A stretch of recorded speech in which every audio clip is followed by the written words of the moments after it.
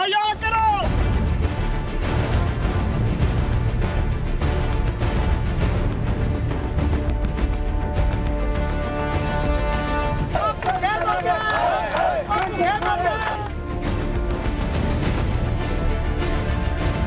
हमारी 70-70, 80-80 साल के बुजुर्ग, हमारी माएं बहनें और बुजुर्ग यहाँ, उनको देने के लिए पेंशन नहीं है, मगर हमारे हुक्मरान रोज नित नए बैरूनी दौरों पे जिस पे करोड़ों रुपए खर्च होते हैं।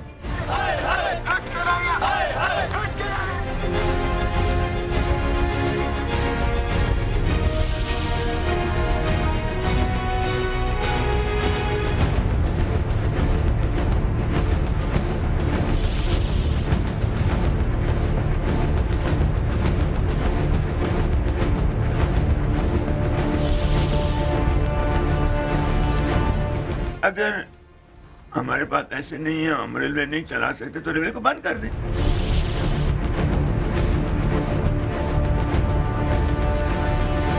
ये हुकूमत दानिस्ता तौर पर इन इदारों को तबाह कर रही है ताकि कोड़ियों के भाव अपने मनपसंद लोगों को फरोख्त किया जा सके।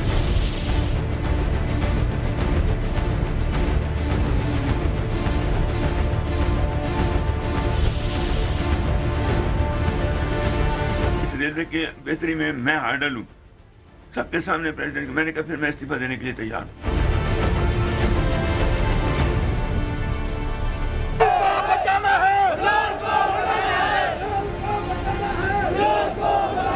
बिस्मिल्लाहिर्रहमानिर्रहीम, अस्सलाम वालेकुम नाज़रीन, मैं हूँ जैस्मीन मंजूर और एक बार फिर आप देख रहे हैं कराची के कैंट स्टेशन से लाइव आपके साथ मौजूद हैं। आज जिस मौजू पर बात करने के लिए हम यहाँ सब जमा हुए हैं वो जाहिर सी बात है एक ही है कि रेल को बचाना है, इस इदारे को जिसको तबाही के धाने पे लाकर खड़ा कर दिया गया है। फौरी तौर पर हुकूमत वक्त से ये इल्तिजा की जाती है कि इन वर्कर्स की जो आज यहाँ पर जमा हुए हैं इनकी मसाइल सुने, इनकी प्रॉब्लम्स सुने और उनके साथ साथ इस इदारे के हवाले से फौरी तौर पर इक़दामात लिए जाएं। अब तक 520 इंजनों में से 318 खराब हो चुके हैं। 25 रेलवे स्टेशन की गैस कनेक्शंस काट दिए गए हैं, चंद एक बहाल भी किए गए हैं। 30 रेलवे स्टेशन को बिजली उनकी फरहमी जो है वो मुनक़ता कर दी गई और कुछ के बाद दिया गया। इस साल का माली खसारा 53 अरब रुपीस पर पहुंच चुका है।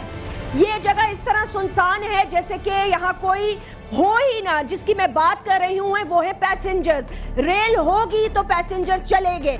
यहाँ एक ही डिमांड है, एक ही नारा है, रेल को बचाना है, गुलाम अहमद बलोर को हटाना है।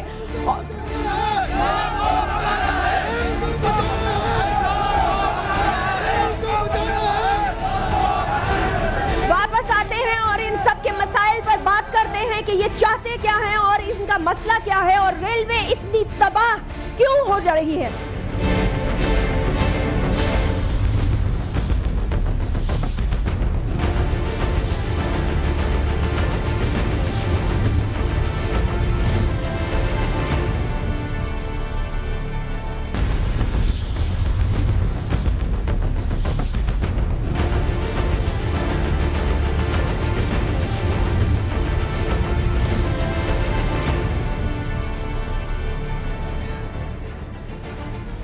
वेलकम बैक नाज़रीन। यहाँ इस वक्त जो लोग हमारे साथ खड़े हैं एम्प्लॉइज़ हैं, इनसे कुछ बात करते हैं। आप लोगों का कौन सी यूनियन से ताल्लुक है? रेलवे वर्कर यूनियन में जनरल सेक्रेटरी हूँ कराची डिवीज़न का और सीनियर वाइस प्रेसिडेंट हूँ पूरे पाकिस्तान का।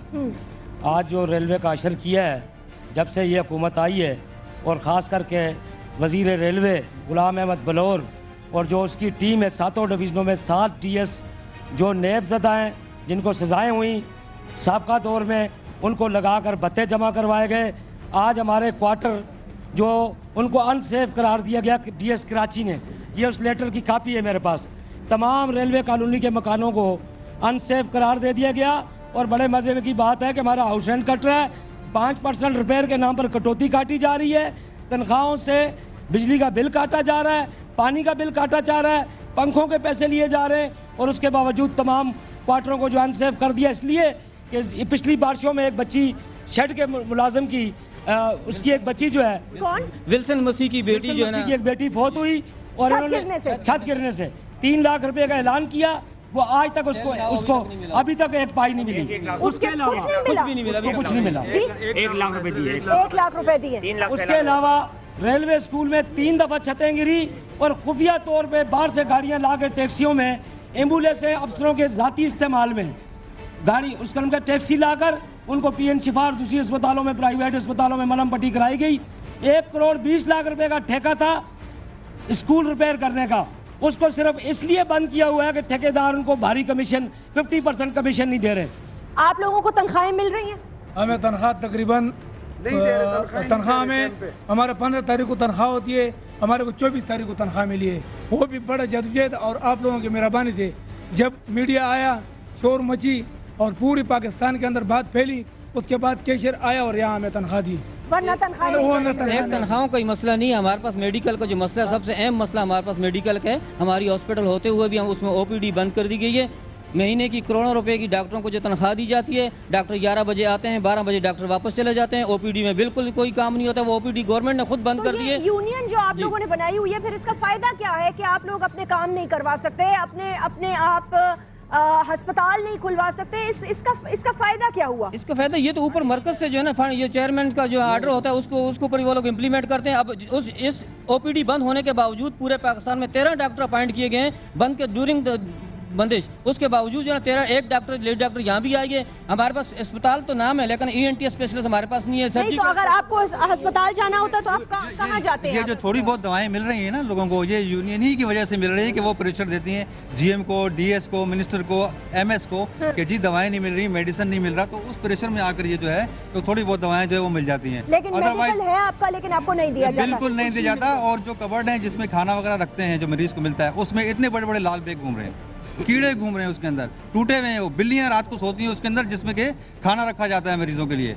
और यही हाल है बेड का, चादरों का, ना चादरें चेंज की जाती हैं, ना उसमें किसी किस्म का पानी का कोई इंतजाम है, मेडिकल फैसिलिटी कोई मुझे कोई बता रहा था कि ग्रेजुएटी के हवाले से कोई मुझे बता रहा था जी। मेरा नाम है Arif Mushwani, chairman railway workers union Karachi division. ये बंद कर दे। सबसे पहले मैं असल जो बात है कि भाई रेलवे खसारा किस वजह से, ये क्या हो क्या गया आपको बता दूं, बात यह है कि यहाँ पर कोई पॉलिसी मैटर नहीं है। सबसे बड़ी बदकिस्मती हमारे पास ये है कि चेयरमैन बाहर से हमारे ऊपर यहाँ आके लगाए जाते हैं। हमारा ये मुतालबा है कि रेलवे के रिटायर्ड अच्छे अफसर और कम तनख्वाह पे वो ला सकते हैं जो रेलवे के लिए एक बेहतरीन प्रोग्राम दे सकते हैं।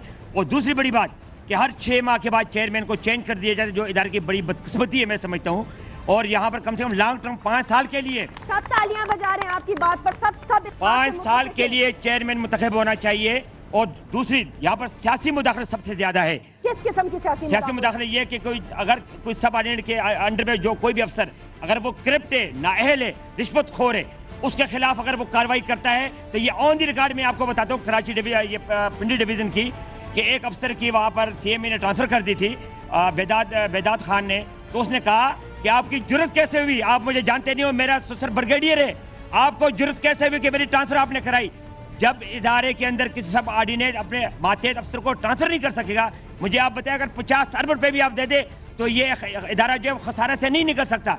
यहाँ पर एक सेकंड मैं जरा आगे भी जाना चाहती हूँ, मुझे ये बताएं, ये सलामुअलैकुम जी। बिल्कुल, एक कैंप के अंदर जाना था। कहाँ जाना था? कहीं जाना था काम से, लेकिन मेरे पास बड़ा अहम केस है, मैं आपको देके जा रहा हूँ। ये 2.5 लाख रुपए डेली रेलवे को नुकसान हो रहा है मिनिस्टर के एक साइन ना करने से। 2.5 लाख रुपए पर डे।